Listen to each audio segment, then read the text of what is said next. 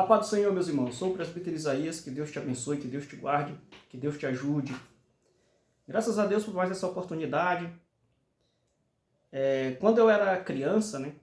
Tem uma rua lá em São Luís chamada Rua dos Índios, lá no Cruzeiro do Anil, no bairro do Cruzeiro do Anil. Lá tinha um pé de jambo. O pé de jambo é o que a gente chama, é uma árvore que dá um fruto chamado jambo.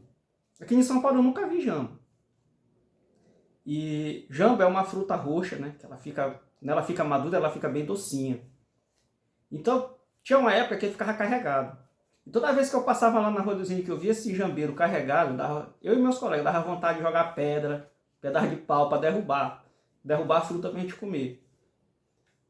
Então, toda árvore, quando ela tem bastante fruto, as pessoas têm vontade de tacar pedra, pedaço de pau para derrubar. Muito bem. Falando aqui dessa personalidade aqui, que produziu muitos frutos. Essa personalidade aqui se chama Frida Wingre, que é a biografia dela, publicada pelas casas publicadoras. Biografia dela. Parabéns, que a biografia dela conta bastante, tem um conteúdo muito importante sobre a vida da irmã Frida Wingre, missionária. Frida Wingre, que era enfermeira-chefe lá na Suécia. Ela era enfermeira, formada, e sentiu o desejo de vir fazer obra de missões aqui no Brasil e veio fazer obra missionária. Conheceu o missionário Gunnar Wingre, casaram-se aqui no Brasil. Ela conheceu ele aqui no Brasil e casou, precisamente no estado do Pará, lá em Belém do Pará. Muito bem. Então, meus irmãos, essa mulher aqui, ela sofreu perseguição religiosa. Olha o cabelo dela aqui, ó.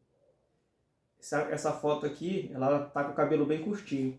Mas o cabelo dela era assim, ó. Essa foto aqui, olha o cabelo dela como era grande.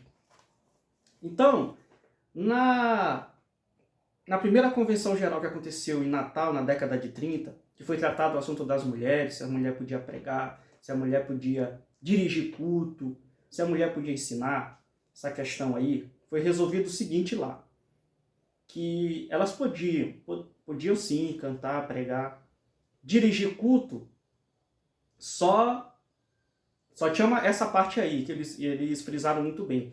Na parte de dirigir culto, de estar dirigindo um culto, só no caso se não tivesse um obreiro homem. Aí elas poderiam dirigir. Quando eles foram para a Suécia, voltaram, né, foram embora lá para a Suécia, ficaram lá num abrigo para missionários, lá na igreja, lá na Suécia, que não era nem Assembleia de Deus, era a igreja de Filadélfia. Uma igreja pentecostal que apoiava muito o trabalho dos missionários aqui no Brasil.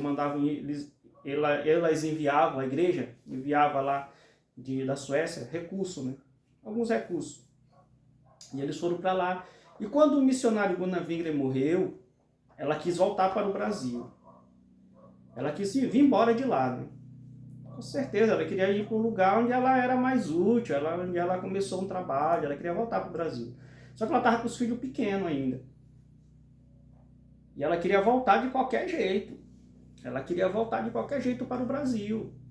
Porque ela dizia que gostava muito daqui do Brasil e que ela teve uma filha, antes de partir para a Suécia, que morreu. Uma filha, uma criança, uma filhinha. Até enterrada no cemitério do Caju, no Rio de Janeiro.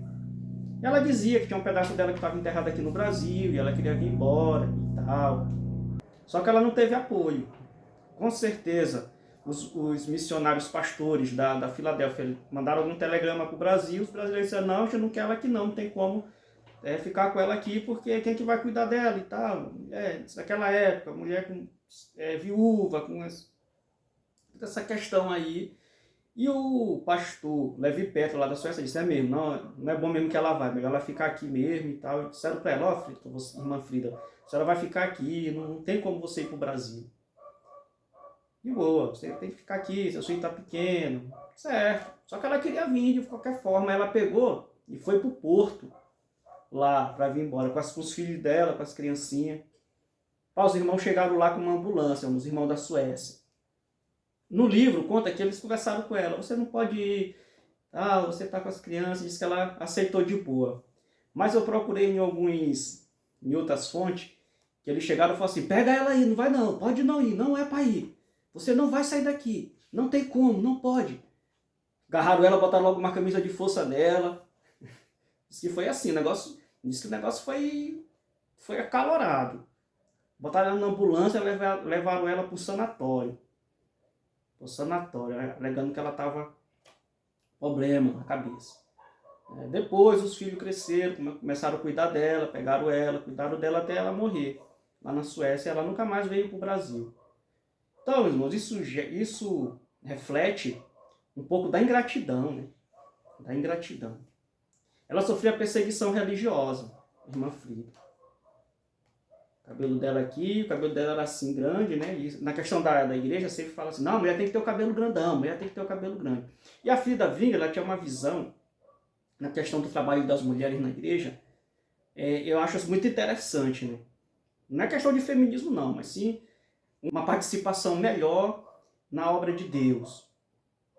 Quando fala, a palavra de Deus fala lá, o apóstolo Paulo fala que as mulheres elas têm que deixar o cabelo grande, porque era em Corinto, cidade portuária. Cidade portuária, as mulheres que trabalhavam no porto da cidade de Corinto, as mulheres trabalhavam na prostituição. E as mulheres que trabalhavam na prostituição em Corinto, elas tinham cabelo curtinho. Porque tinha toda até uma tradição religiosa lá, uma tradição religiosa da deusa que elas serviam, que elas eram sacerdotes, que elas trabalhavam no templo, lá em Corinto, que era uma deusa que era tipo a patrona dessas mulheres, das prostitutas de Corinto.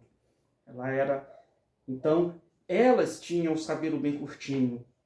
As mulheres que trabalhavam na prostituição na cidade de Corinto, na cidade portuária de Corinto, porque era um movimento muito grande de barco, de marinheiro, coisas chegando, era um fluxo muito grande ali, e a renda das mulheres de Corinto era isso, era vender o seu corpo.